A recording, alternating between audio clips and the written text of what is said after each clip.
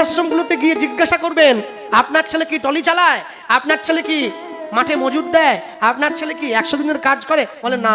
মায়েরা বলে আমার ছেলে চাকরি করে, আমার ছেলে ব্যবসা করে, আমার ছেলে দোকান আছে অনেক বড়। মানে বোঝা যায় যারা কোটি কোটিপতি হয় তারা তার মাকে বৃদ্ধাশ্রমে পাঠিয়ে দেয়, আর যে ছেলেটা মাঠে মজুর খেটে পেট চালায় সে মাকে বৃদ্ধাশ্রমে পাঠায় না। আমরা শিক্ষিত হয়েছি বটে, সুশিক্ষিত নয়, আমরা কুশিক্ষিত হয়েছি। যে শিক্ষার ব্যবহার নাই সে শিক্ষার মুখে পড়ুক ছাই। যে শিক্ষা আমাকে পিতামাতাকে সম্মান করতে দিল না, যে শিক্ষা আমাকে ঈশ্বরের পথ থেকে বহিমুখ করে দিল, যে শিক্ষা আমাকে ঈশ্বর সাধনা থেকে দূরে সরিয়ে দিল, আমার মনে হয় এর থেকে মূর্খ হয়ে থাকলে আমার ভালো হতো। 2 লাখ টাকার গাড়ি কিনেছে, সেই গাড়ির পেছন দিকে লেখা আছে কি বলতো? আকাশ, রিম্পা, টুম্পা, ঝুম্পা, আবির। 20 লাখ টাকার গাড়ি। আরো একটা 1 লাখ টাকা দিয়ে টোটো কিনেছে, তার পিছন দিকে লেখা আছে কৃষ্ণ বলো এগিয়ে চলো। তা আমার মনে হয় ওই 20 লাখ টাকার গাড়ি মালিকের থেকে টোটোওয়ালাটা বেশি শিক্ষিত, ও আসল কথাটা লিখে রেখে দিয়েছে।